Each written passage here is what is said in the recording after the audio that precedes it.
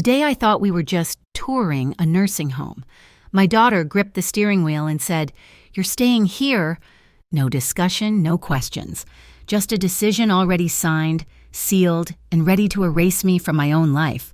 But at 74, my memory was sharp enough to remember every word they spoke that day, sharp enough to turn those words into weapons. They thought they were disposing of an old woman who'd forgotten how to fight back. They were wrong. My name is Margaret, and I've lived through 74 winters, raised 3 children, buried one, and survived a husband's heart attack. But nothing prepared me for the suffocating air inside my daughter's SUV that Tuesday morning. "Just a visit, Mom," Melissa had said when she picked us up at 9:30 a.m. Her husband Peter drove while she sat twisted in the passenger seat, explaining the wonderful amenities at Green Pines residence. My husband Henry dozed beside me, his hearing aid turned down, a small mercy that spared him from catching the rehearsed quality in our daughter's voice. The leather seats stuck to my legs through my thin summer dress. Peter's air freshener. Pine forest. How ironic. Couldn't mask the scent of betrayal that seemed to seep from their pores. I watched Melissa's manicured fingers dance across a manila folder in her lap, pages rustling like autumn leaves about to fall. "They have water aerobics 3 times a week," she said, not meeting my eyes. "And a book club. You love reading, Mom." I did love reading, in my own living room, in the recliner Henry bought me for my 60th birthday, not in some antiseptic common room surrounded by strangers counting down their days. "The dining room serves 3 meals plus snacks," Peter added, glancing at me through the rearview mirror. His smile reminded me of a salesman who'd already counted his commission. "No more cooking, Mrs. M." Wouldn't that be nice? Nice. As if 48 years of preparing meals for my family was some burden I'd been desperate to shed.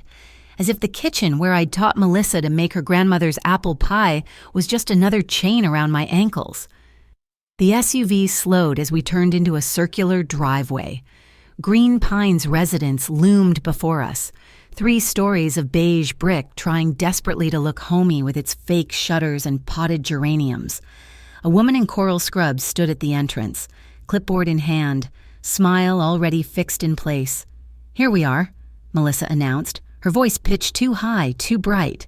She turned fully now, and I saw it in her eyes, that flicker of guilt quickly smothered by determination. "Mom, you're staying here." The words hung in the air like a judge's gavel coming down. Final. Absolute. No trial, no jury, just a sentence delivered with the casual cruelty of someone who'd already moved on to their next errand. Henry stirred beside me, blinking in confusion. "What's that, dear?" "It's for the best," Melissa continued, her hand reaching back to pat my knee like I was a child needing comfort. "We've already arranged everything. Your room is ready. Your medications have been transferred, and—" "My medications?" The words scraped past my throat. "When did you—" "Last week, when you were napping." She said it so matter-of-factly, as if rifling through my medicine cabinet while I slept was perfectly normal. Peter helped me make a list for the staff. Peter was already out of the car, popping the trunk. I heard the wheels of a suitcase, my suitcase, I realized, rolling across pavement. When had they packed it? Well, I was at my weekly church meeting. During my walk with Henry yesterday evening? "This is temporary, right?" Henry's voice wavered, his hand finding mine. "Just until—" "Of course," Melissa lied smoothly. "Just until we can make some adjustments at home. For safety." Safety. The word tasted bitter, as if the home where we'd lived for 32 years had suddenly become a death trap.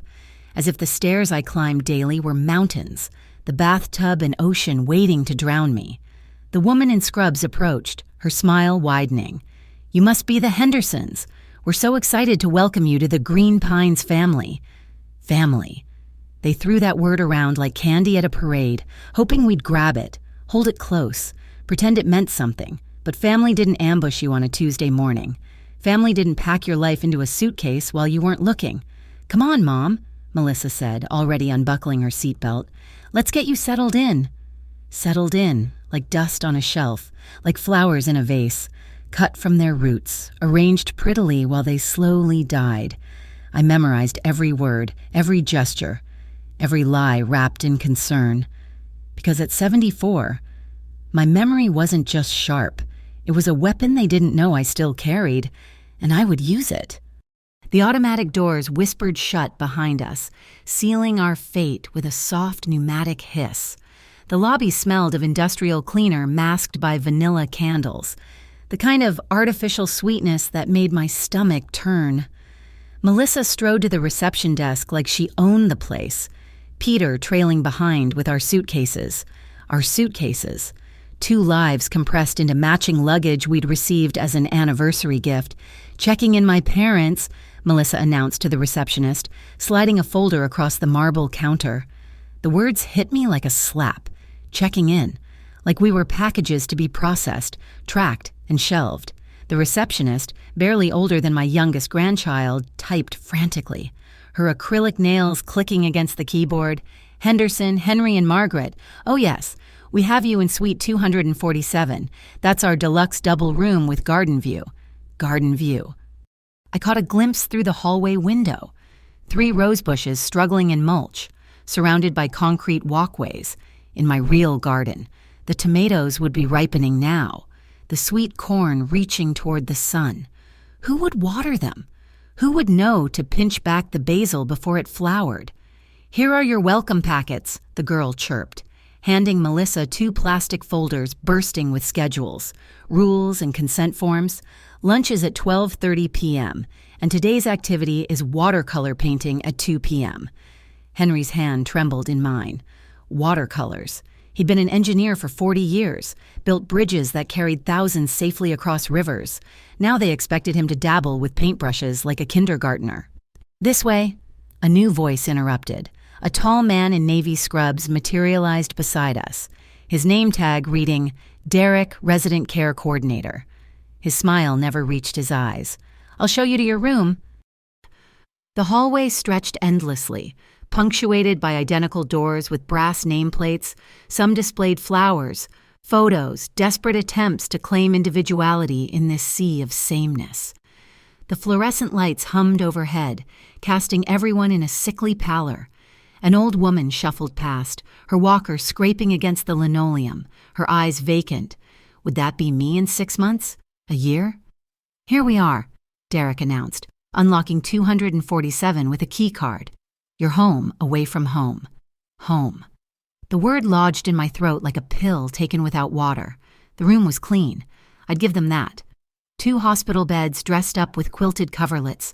A small sitting area with chairs that looked comfortable but probably weren't. A kitchenette with a microwave and mini fridge. No stove, of course. Too dangerous for the inmates. The windows are sealed for safety, Derek explained, noticing my gaze. But you can see the garden beautifully from here. Sealed windows, like we might try to escape. Or worse, we've already arranged for your house to be maintained, Melissa said, unpacking with brutal efficiency. She hung my blue church dress in the narrow closet, folded Henry's sweaters into drawers that smelled of cedar and abandonment, new locks, security system. Peter knows a great property management company. New locks. The words slithered through my mind, coiling around the truth. You changed our locks. For security, Peter interjected smoothly. Can't be too careful these days. We'll handle everything, mail, bills, maintenance. You don't need to worry about a thing. Don't worry. As if worry was the problem. As if we were children who'd forgotten to pay the electric bill, not adults who'd managed just fine for 5 decades. And the car? Henry asked quietly. He loved that Buick. Washed it every Saturday morning, knew every ping and purr of its engine. Actually, Melissa said, not pausing in her unpacking, Peter's friend runs a used car lot. He's already interested. Said he could pick it up tomorrow. Tomorrow. They'd planned it all. Every detail. Every betrayal wrapped in practicality. I wondered how long they'd been plotting, whispering over dinner about what to do with the aging parents who'd become inconvenient. Your medications will be distributed by the nursing staff. Derek continued his rehearsed spiel. Breakfast is from 7 to 9 a.m., lunch at 12:30 p.m., dinner at 5:30 p.m. Visiting hours are... Mom doesn't need visiting hours, I said. my voice steady despite the storm building in my chest. "She's not staying."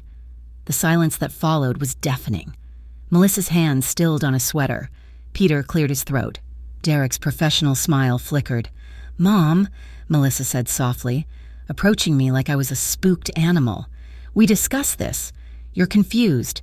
This is what's best." Confused. The ultimate invalidation. Every concern, every protest, every flash of anger could be dismissed with that single word. Confused old woman doesn't know what's good for her. But I wasn't confused. I was crystalline in my clarity, sharp as winter ice. I was watching my daughter, the baby I'd carried for 9 months, whose fever I'd soothed at 3 a.m., whose wedding dress I'd sewn pearls onto until my fingers bled, orchestrate my removal from my own life. "I need to use the restroom," I announced, in the tiny bathroom. I gripped the safety rail. Everything had safety rails, and stared at my reflection. Same gray hair pinned back, same brown eyes behind wire-rimmed glasses. But something had shifted. The woman in the mirror wasn't confused or defeated. She was taking notes, making plans, because they'd made one crucial mistake. They'd assumed that old meant weak, that 74 years had dulled my edges. They'd forgotten that I'd survived worse than this. And I had something they didn't count on, time to think, and friends they didn't know about. When I emerged, Melissa was signing papers at the small desk, her pen moving with the confidence of someone who'd already spent their inheritance in their mind. "All set," she said brightly. "We'll be back to visit soon." Visit. Like guests. Like strangers. They left us there with promises to return, with hollow reassurances about adjustment periods and new adventures. The door closed behind them with a click that echoed like a prison cell. But prison guards make mistakes. They get comfortable. They forget to watch the quiet ones, the obedient ones, the ones who smile and nod and remember everything. That first night, I lay in the narrow bed listening to Henry's breathing and the unfamiliar sounds of institutional living. Footsteps in the hallway, the distant beep of medical equipment, someone crying 3 doors down. But mostly, I replayed every word from that morning, filing them away like evidence. "It's for the best," Melissa's voice, practiced and hollow, already arranged everything. The past tense, the finality. "Your room is ready." Not a room, your room. As if it had been waiting for me all along. I rose at 5 a.m., my body still running on its own clock, and found Henry already awake, staring at the sealed window. In the pale pre-dawn light, he looked smaller somehow, diminished by the industrial bed frame and medical-grade furniture. "Margaret," he whispered, "they took my keys." Not just car keys, house keys. The keys to his workshop where he restored old radios. The key to the shed where we kept Christmas decorations accumulated over 40 years. Keys were independence, access, control. Without them, we were guests in our own lives. "I know," I said, taking his hand, "but keys can be replaced." The dining room at breakfast was a sea of white heads and walkers, the clatter of pills in plastic cups competing with forced cheerfulness from staff members young enough to be our grandchildren. They served us scrambled eggs that tasted of nothing and toast that had been sitting too long. I memorized faces, caught fragments of conversation. "My son says it's temporary," one woman told her table mate. "That's what they all say," came the bitter reply. After breakfast, I told the staff I needed to rest. Instead, I began my inventory. What had they packed? What had they left behind? My address book, small mercy, tucked between nightgowns, but no cell phone. That had mysteriously disappeared during the car ride. No laptop. Henry's wallet was there, but credit cards missing. Only his ID and insurance cards remaining. The watercolor class at 2 p.m. was mandatory. Participation in activities was part of the agreement Melissa had signed. I sat between a woman who'd been a federal judge and a man who kept painting the same barn over and over, tears sliding down his cheeks. The instructor, barely out of art school, chirped about expressing ourselves while we reduced our lives to watery smudges on cheap paper. I painted our house. Every window, every shingle burned into my memory. The instructor paused at my easel. "That's lovely. Margaret, is it somewhere special?" "It's home," I said. She smiled that pitying smile and moved on. That afternoon, Henry and I were summoned to the administrator's office, a callback to being called to the principal. Except we'd done nothing wrong. Mrs. Donnelly, a woman in her 50s with kind eyes and steel backbone, gestured for us to sit. "I wanted to check how you're settling in," she said, folding her hands. "Your daughter mentioned there might be some resistance to the transition." Resistance. Like we were political dissidents being re-educated. She also wanted me to assure you that she's taking excellent care of everything. The house is being cleaned, mail forwarded, bills set to auto-pay from your account. My account. My money being used to pay for the prison they'd put me in. I kept my face neutral. The mask I'd perfected during 40 years of PTA meetings and church committees when someone said something spectacularly stupid. "How thoughtful," I murmured, "Mrs." Donnelly studied me. "The first weeks are always hardest, but most residents find that once they let go of their old lives, they're much happier here. Let go. Like releasing a balloon, watching it drift away until it was just a speck, then nothing. But I wasn't letting go. I was holding on with both hands, fingernails digging in, memorizing every grain of what they were trying to pry from my grasp. That evening, dinner was meatloaf that could have doubled as a doorstop. Henry pushed it around his plate while I made notes in my mind. The night nurse who gossiped on her phone, the fire exit that was alarmed but not guarded, the woman at table 6 who mentioned her granddaughter was a lawyer. The phone in the common area was for emergencies only, but what constituted an emergency was subjective. When the staff was distracted by a resident's fall in the bathroom, unfortunate but conveniently timed, I dialed the number I'd memorized decades ago. "Robert Miller's office." The secretary answered. "This is Margaret Henderson," I said quietly, watching the hallway. "I need to speak with Robert. Tell him it's about the contingency we discussed last year. One moment, Mrs. Henderson." Robert's voice, when it came, was like a lifeline thrown to a drowning woman. "Margaret, where are you calling from?" "Green Pines. They've moved us. Robert, both of us. Today." A pause. I could picture him, silver-haired and sharp-eyed, processing this information. We'd been friends since our children played Little League together. He'd handled our will, our trust, knew our wishes better than anyone. "Without your consent? They said it was for our own good. Changed the locks on the house. They're selling Henry's car tomorrow. Margaret, listen carefully. Don't sign anything, not a menu, not an activity form, nothing that could be construed as acceptance. I'll be there tomorrow at 10 a.m. Can you manage until then?" "I've managed worse," I said, thinking of the year Henry had his heart attack, the recession that almost took our house, the daughter I'd buried at 32. "But Robert?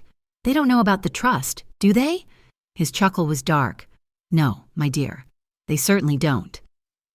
That night, I lay awake again. But this time I was planning. They thought they'd won.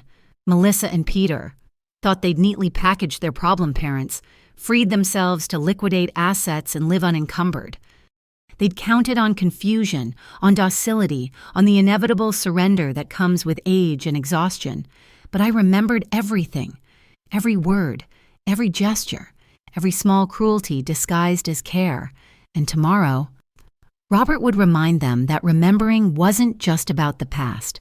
Sometimes it was about the future you'd already secured.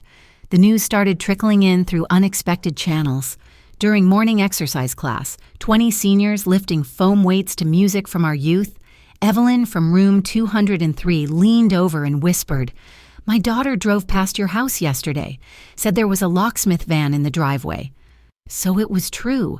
They'd already changed the locks on the home where I'd raised my children, where Henry had built me a greenhouse for my 50th birthday, where we'd planned to die in our own beds. I kept lifting the ridiculous foam weight, counting repetitions while my mind cataloged another betrayal. At lunch, Harold from the men's wing stopped by our table. He'd been a mechanic before his children decided he couldn't live alone anymore. "Saw a flatbed at the Exxon this morning," he said quietly. "Loading up a blue Buick. Beautiful car. Looked like yours, Henry." Henry's hand stilled on his fork. That Buick was his pride, purchased with his first bonus as senior engineer. He'd taught all 3 children to drive in that car, had lovingly maintained it for 15 years. Gone, without even a goodbye. "Thank you for telling us," I said when Henry couldn't speak.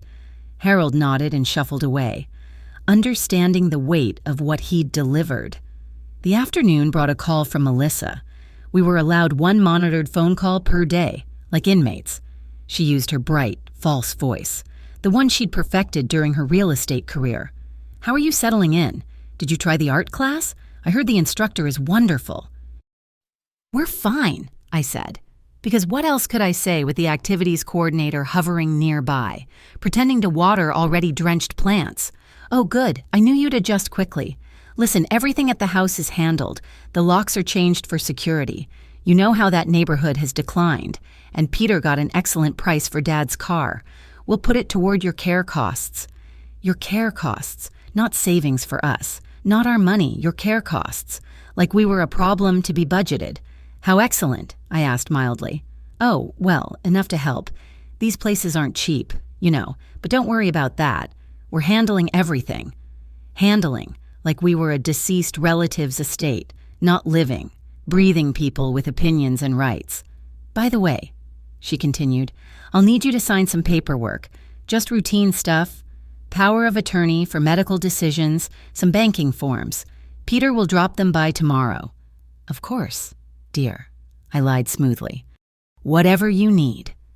After she hung up, I found Henry in the garden, such as it was. 3 benches, those struggling roses, a fountain that didn't work. He stood at the fence, fingers wrapped around the chain link, staring at the parking lot. "She sold my car," he said quietly. 47,000 miles. Original paint. I was going to give it to Jamie when he turned 16. Jamie, our grandson. Melissa's boy who loved working on engines with his grandfather. Another connection severed. "We'll get it back," I promised, though I didn't know how. "Or we'll get you another one. It's not about the car." Henry turned to me, and I saw something I'd rarely seen in 52 years of marriage. Rage. Pure, crystalline rage. It's about them deciding, without asking, without even pretending to care what we want. That evening, I made friends with Dolores, the woman I'd sat beside in watercolors, the federal judge, though she didn't advertise it. Her children had placed her here 6 months ago after the fall, the universal excuse for imprisonment. We walked the endless hallways after dinner, passing rooms where televisions blared and residents dozed. "They think we're stupid," Dolores said, her voice still carrying the authority of the bench. "That age equals incompetence. My daughter has my financial power of attorney. Last month, she bought herself a new Mercedes, for safety. She said to visit me more comfortably." "Do you have other resources?" I asked carefully. "In places like this, you learn to speak in code. My nephew, in Boston. He knows the situation but can't intervene without cause."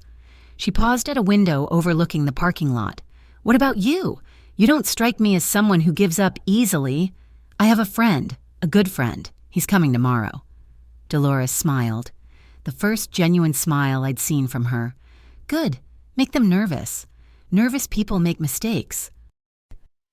That night, unable to sleep again, I made lists in my head, what they'd taken, house keys, car, cell phones, credit cards, freedom, what they'd left, each other, our minds, our memories, our will to fight, and what they didn't know, the trust. Robert, the documents filed last year when we'd seen this possibility lurking in Melissa's 2 interested questions about our finances. At 3 a.m., Henry whispered in the darkness, "Margaret, do you remember what you told me when Melissa was born? That she was perfect." I replied, my throat tight. "No, when she wouldn't stop crying, you said, 'We'll love her through it, whatever it is, we'll love her through it.'" I reached across the gap between our beds, finding his hand. "I remember. I don't know if I can love her through this." The words hung between us, heavy with 50 years of parenthood, of sacrifice and pride and disappointment and fierce, protective love. How did you love a child who'd become your jailer? How did you reconcile the girl who'd made you Mother's Day cards with the woman who'd stolen your life? "We don't have to," I said finally. We just have to survive it, and then we'll see who's still standing when the dust settles. Because tomorrow, Robert would come, and Melissa would learn that her parents weren't the only ones who'd been making plans. She'd counted on docility, on shame, on the silence that so often came with age. She'd forgotten that we'd survived the Depression's echo, wars both foreign and domestic, recessions and boom times, joy and devastating loss. We were not fragile. We were forged in fires she couldn't imagine. And tomorrow, she'd begin to understand the difference between being old and being finished. Robert Miller arrived at 10 a.m. sharp, as promised. I watched from the common room window as he stepped out of his Lincoln, still driving at 78, still wearing the same style of gray suit he'd favored for 40 years. The receptionist tried to direct him to sign in as a visitor, but Robert had the kind of presence that turned suggestions into mere background noise. "I'm here to see my clients," he announced, his voice carrying the authority of someone who'd never met a bureaucracy he couldn't navigate. "Margaret and Henry Henderson will need a private room." They gave us the family conference room.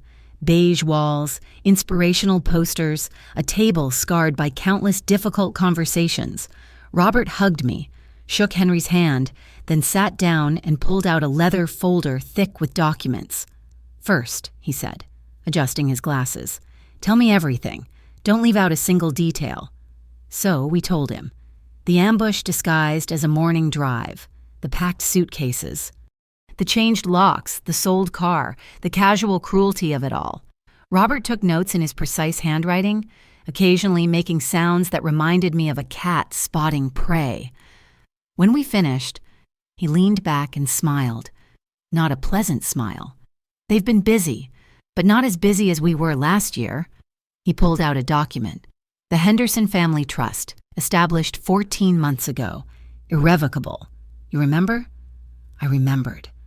After Melissa's husband Peter had made those jokes at Thanksgiving about spending the inheritance while you're alive, we'd seen the writing on the wall. Robert had helped us protect everything that mattered.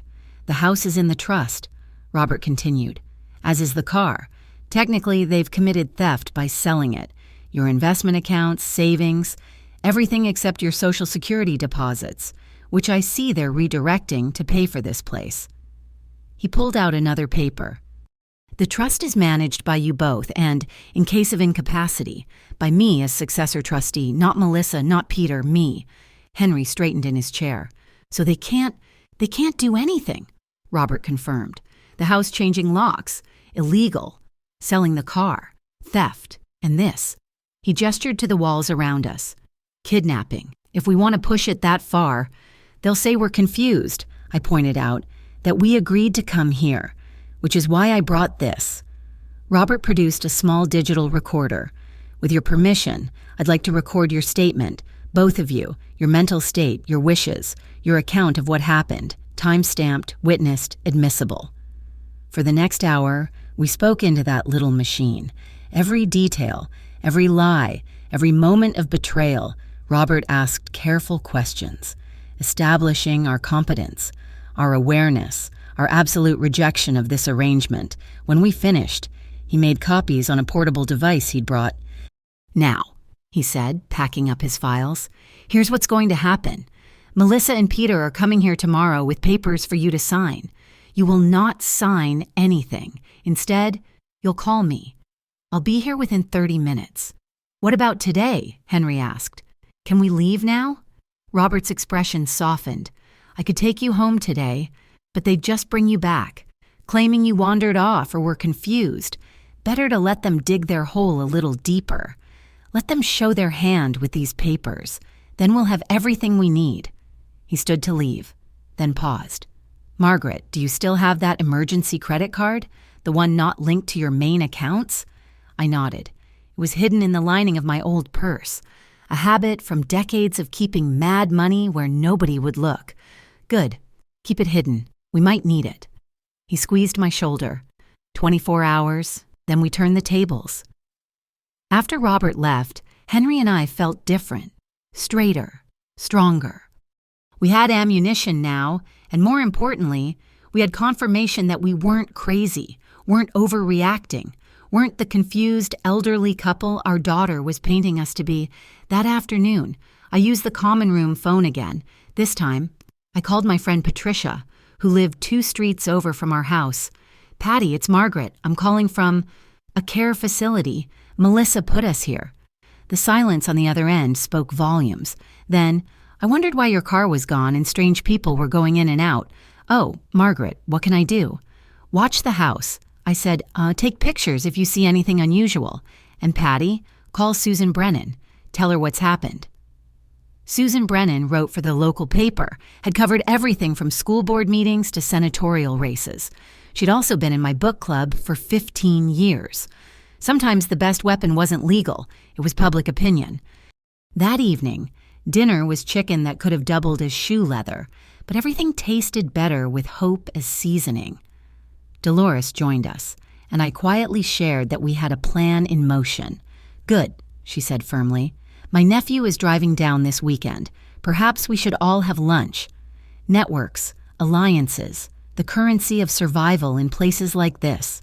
While the staff saw docile elderly residents accepting their fate, we were building our own underground railroad of information and support. That night, I actually slept. Not well. The bed was still too narrow. The sound still foreign. But I slept knowing that tomorrow wouldn't be another day of powerlessness. Tomorrow. Melissa would arrive with her papers and her assumptions and her careful plans to drain what she thought were unprotected assets. Tomorrow. She learned that her parents had been playing chess while she'd been playing checkers. And in chess, the queen might be powerful, but even pawns could deliver checkmate if they knew how to move. "Margaret?" Henry whispered in the darkness. "Yes? I want my car back." "You'll get it," I promised. "And when you do, we're going to drive it right past Melissa's house, slowly. Maybe honk the horn." He chuckled, the first time since we'd arrived. "That's my girl." Tomorrow couldn't come fast enough. They arrived at 2 p.m., right when afternoon activities were starting. Melissa wore her real estate blazer, the navy one that meant business. Peter carried a briefcase, who still carried briefcases, and they commandeered the same family conference room where Robert had given us hope just yesterday. "Mom, Dad," Melissa said, arranging papers on the scarred table like she was closing a house sale. "We need to take care of some final details." Final. The word hung in the air like a death sentence.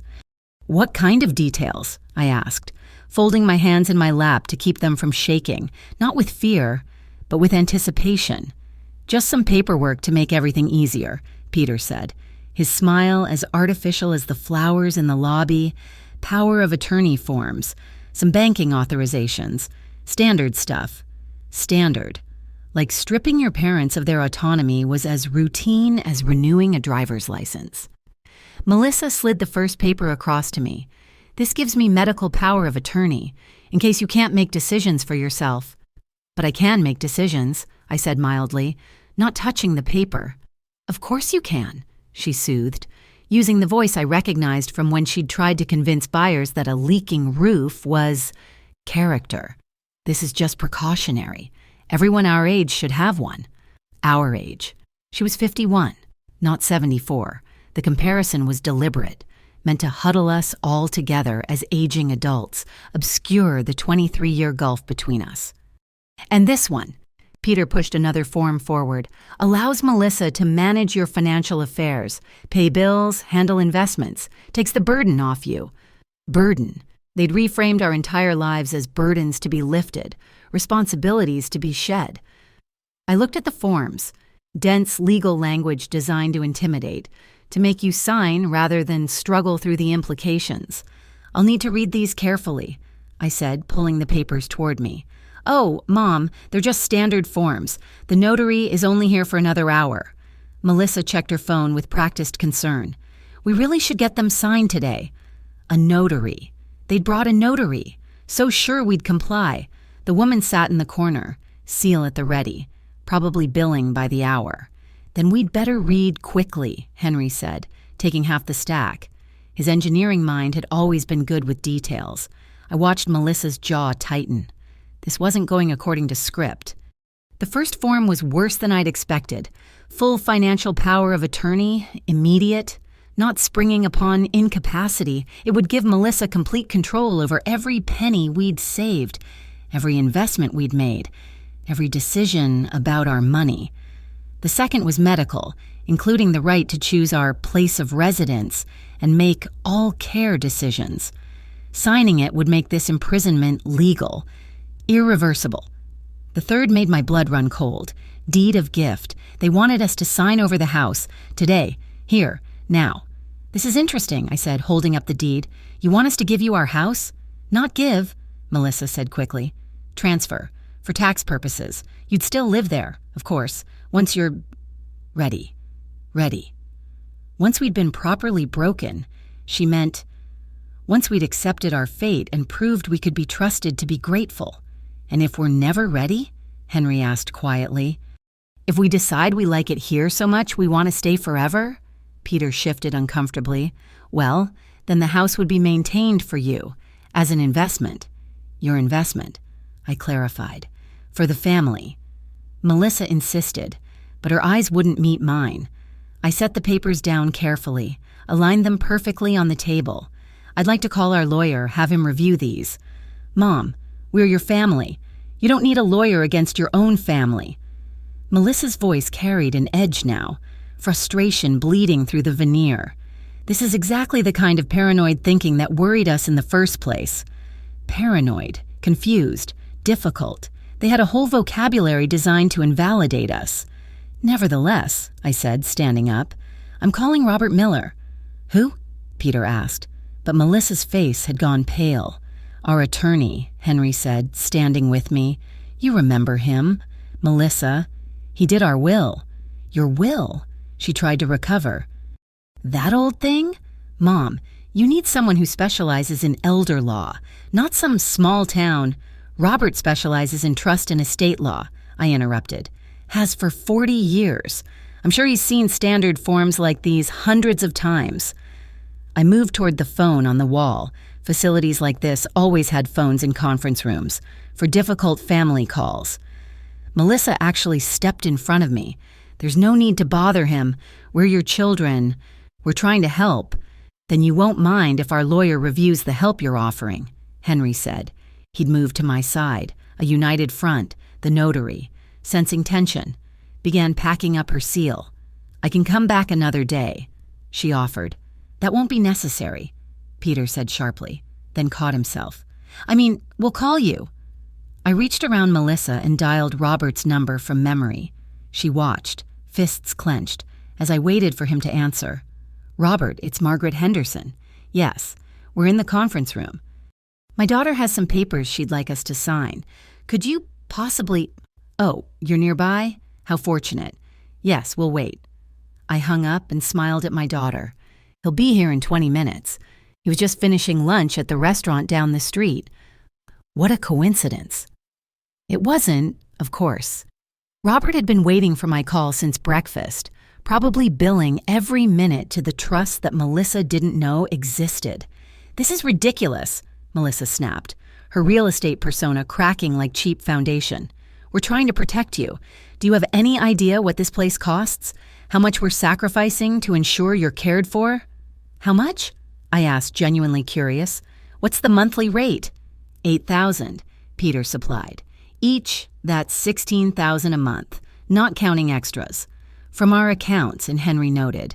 Our Social Security, our pensions, our savings. What sacrifice are you making exactly?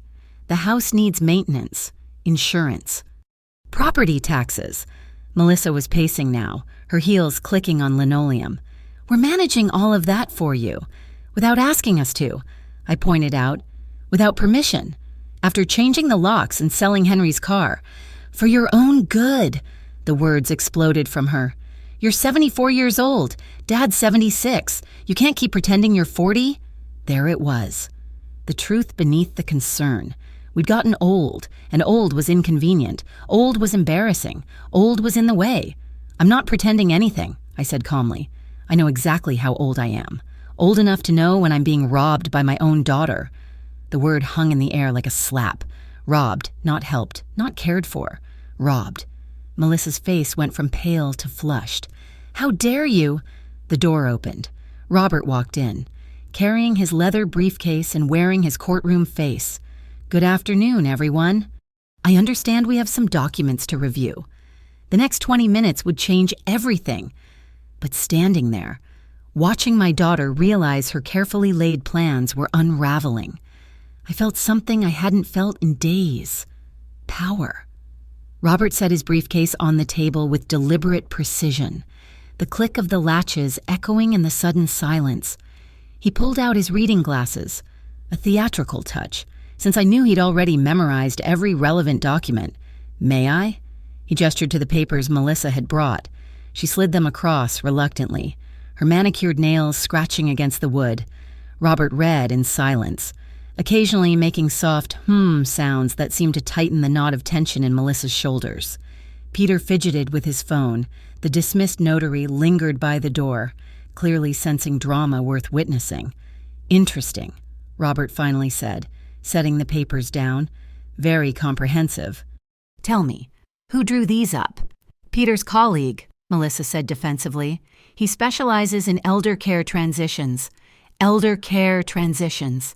Robert repeated the phrase like he was tasting wine and finding it corked. "That's a gentle way of putting it. These documents would effectively strip Mr. and Mrs. Henderson of all legal autonomy, financial, medical, residential, everything. For their protection," Peter interjected. "From what?" Robert asked mildly. "From living in their own home? From driving their own car, which I understand has already been sold without their consent? That's not—" Melissa started. "Let me tell you what is," Robert interrupted, his courtroom voice emerging. "The Henderson Family Trust established 14 months ago. Irrevocable. All major assets, the house, investments, the car you illegally sold, are held in trust. Margaret and Henry are the primary trustees. I am the successor trustee, not you, Mrs. Conway, not your husband." I watched my daughter's face cycle through emotions: confusion, disbelief, rage, like a slot machine spinning toward a losing combination. "That's impossible," she breathed. "We would have known.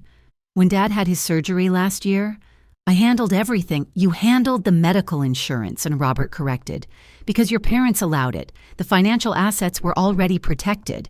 Your parents saw this coming. Mrs. Conway. They prepared." "Saw what coming?" Melissa's voice pitched higher. "Their daughter trying to care for them?" "Care?" Henry spoke for the first time in minutes, his voice steady as granite. "You packed our things while we slept, changed our locks, sold my car, dumped us here like unwanted furniture. That's not care. Melissa, that's theft. That's kidnapping. That's betrayal. You're confused," she said desperately. "Both of you.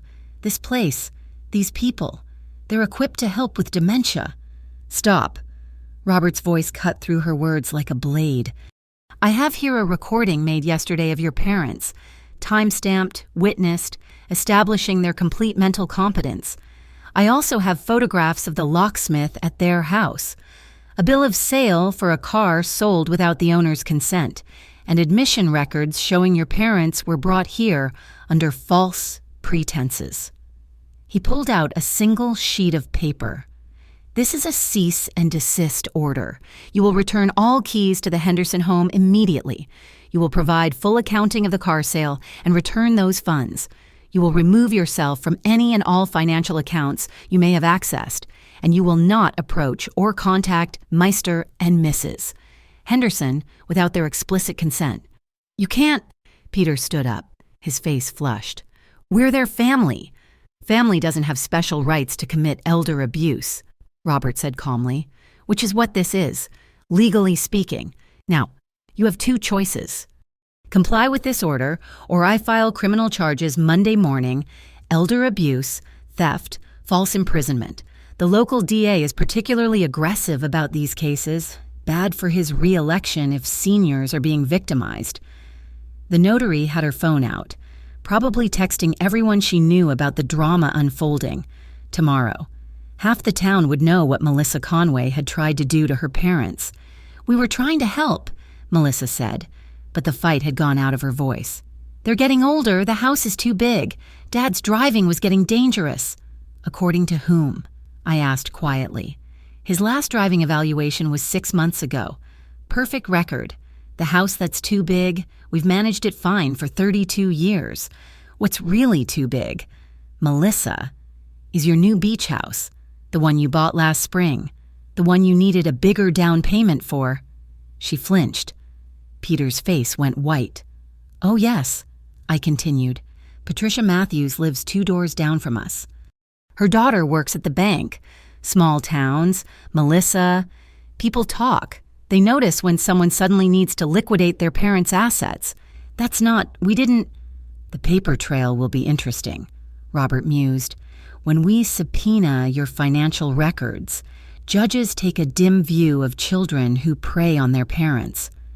The room fell silent except for the hum of fluorescent lights. Melissa looked at Peter, some silent communication passing between them. Then she reached into her purse and pulled out a key ring. The house keys, she said quietly, setting them on the table. The new ones, and the originals, and the car money, Robert prompted. We'll transfer it back today, Peter said, his voice barely above a whisper. All of it, Robert clarified, plus the towing and storage fees. I want that Buick back in Henry's driveway by 5 p.m. tomorrow. They nodded, thoroughly defeated. But I wasn't done. One more thing, I said, standing. We'll be leaving here today. You'll pay whatever penalties or fees this place requires for early departure. You'll also ensure our belongings are returned exactly as they were taken. And Melissa? She looked up at me. And for just a moment, I saw my little girl, the one who'd cried when her goldfish died, who'd made me promise to live forever. But that girl was buried under years of greed and entitlement. You're no longer welcome in our home without an invitation. I finished. Neither are you. Peter, you made your choice. Now live with it. Mom, please. That's Mrs. Henderson to you, I said coldly. You lost the right to call me Mom when you treated me like cargo to be disposed of. Robert was already on his phone, arranging for a car to take us home. Henry stood and took my hand, and together we walked toward the door. At the threshold, I turned back one last time. You were right about one thing. Melissa, we are getting older, and with age comes wisdom. The wisdom to see people for who they really are, the wisdom to protect ourselves, and the wisdom to know when to say goodbye. We left them there in that beige conference room with their failed documents and shattered plans.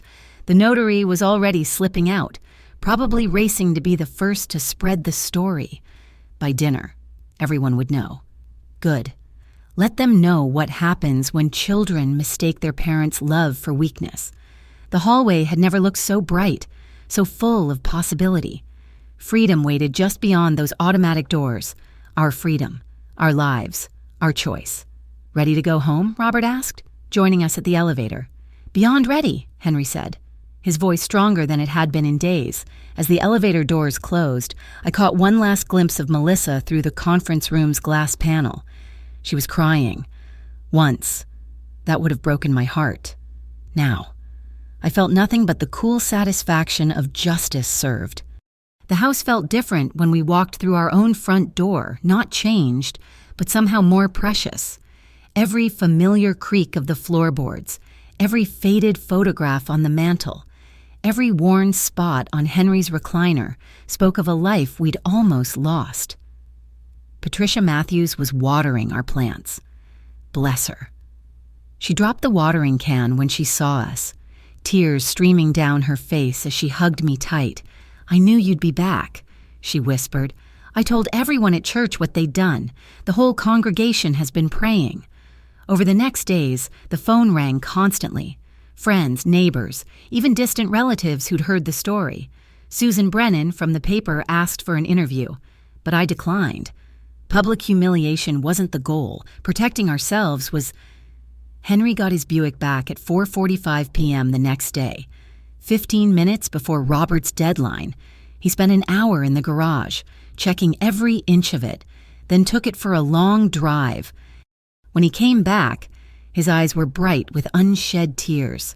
Still purrs like a kitten, he said simply. 2 weeks passed before Melissa tried to contact us. Not directly. She knew better than that. Instead, She sent a letter through Robert's office, a single page, probably drafted by a lawyer, full of carefully worded regrets and hopes for reconciliation. I read it once, then filed it away. Some bridges, once burned, couldn't be rebuilt with pretty words. A month later, we were having Sunday dinner, just Henry and me, the way we liked it, when the doorbell rang. Jamie stood on our porch, our grandson, looking miserable and holding a wrapped package. "Grandma? Grandpa, Mom doesn't know I'm here," he said quickly. "But I heard what happened, what she did, and I'm sorry. I'm so sorry." Henry pulled him into a fierce hug. Children shouldn't pay for their parents' sins. We invited him in, and over pot roast and apple pie, he told us he'd been accepted to engineering school. His parents expected him to study business, to join Peter's firm. "But I want to build things," he said, sounding just like Henry at that age. Real things, bridges, buildings, things that last. We looked at each other, a whole conversation in a glance. That night, we called Robert again. 3 months after our escape from Green Pines, we sat in Robert's office for a different kind of signing. Jamie was there, trying not to cry as we established his education trust. Full tuition, living expenses, everything he'd need to become the engineer his parents didn't want him to be. "Melissa will be furious," Robert warned. "Good," I said, signing my name with a flourish. The beach house Melissa and Peter had bought with dreams of our money? They had to sell it 6 months later. Peter's business deals, no longer propped up by expected inheritance, began to crumble. They moved to a smaller house in a cheaper neighborhood. I heard all this through the remarkable grapevine that connects church ladies and bank tellers and grocery store clerks. Did I feel vindicated? Perhaps, but mostly, I felt free. On our 53rd wedding anniversary, Henry and I renewed our vows in our backyard. Not a big affair, just Robert and his wife. Patricia, Jamie, and a few close friends. The pastor from our church officiated, the same one who'd married us all those years ago. "Do you, Margaret, promise to love, honor, and protect what you've built together?" he asked, going off script with a knowing smile. "I do," I said firmly, "and I promise to fight anyone who tries to take it away." The small gathering laughed, but Henry squeezed my hand. He understood. We both did. That night, as we sat on our porch watching the stars, from our porch, at our house, in our chairs, Henry asked, "Do you think she'll ever understand what she did?" I considered it, thinking of the daughter I'd raised, the woman she'd become, the stranger who'd tried to steal our lives. "Maybe," I said finally, "when she's our age, when her own children start eyeing her assets, when she realizes that getting older doesn't mean getting less. It means becoming more of who you've always been." "And who are we?" Henry asked, though he was smiling like he already knew the answer. "Survivors," I said, "fighters, and still very much in charge of our own story." A year later, Green Pines residence was investigated for Medicare fraud. Several families came forward with stories similar to ours. Elderly parents pressured into residency while their children looted their assets. The place shut down within 6 months.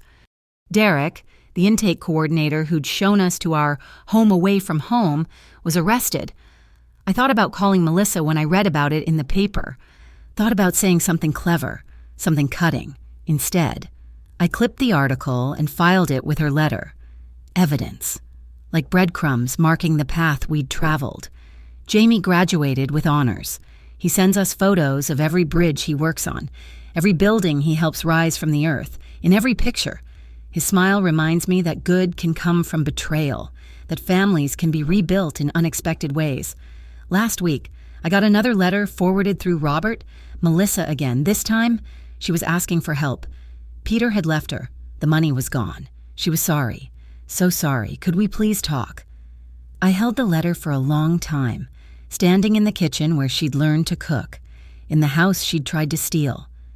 Henry found me there, tears finally coming for the daughter I'd lost long before she locked us away. "What do you want to do?" he asked gently. I thought about forgiveness, about second chances, about the weight of carrying anger. Then I thought about those days at Green Pines, the words she'd used like weapons. the casual cruelty of her certainty that we were already gone. "Nothing," I said, dropping the letter in the trash. "We do nothing. She made her choices. Now she can live with them." Some might call that harsh, unforgiving, unmotherly, but at 75, I've learned that protecting your peace is not selfish, that blood doesn't grant unlimited access to your life, that sometimes the greatest gift you can give your children is the lesson that actions have consequences. We still live in our house. Henry still drives his Buick. I still garden, though I've hired Jamie's friend to help with the heavier work. We take medications prescribed by our doctor, not distributed by strangers. We wake when we want, eat what we choose, live as we decide. Our story didn't end in that beige prison. It continued, is continuing, will continue until we say otherwise. Because that's the thing about getting older. You learn that the most dangerous people aren't strangers with evil intentions. They're the ones who claim to love you while they measure your worth in dollars, who see your aging as an opportunity, who mistake your trust for weakness. But you also learn that you're stronger than they think, that papers can be signed to protect as well as steal, that good lawyers are worth their weight in gold, and that sometimes the best revenge isn't elaborate or dramatic. Sometimes it's simply living well, on your own terms, in your own home, with your own keys in your pocket, free. Thank you so much for listening to my story. I'd love to know where you're listening from. Please share in the comments below so we can connect with each other. If this story resonated with you, please subscribe to the channel and share your thoughts. Your experiences and perspectives mean the world to me, and I read every single comment. Until next time, remember, your story is yours to write, no matter your age. Retry Claude can make mistakes. Please double-check responses.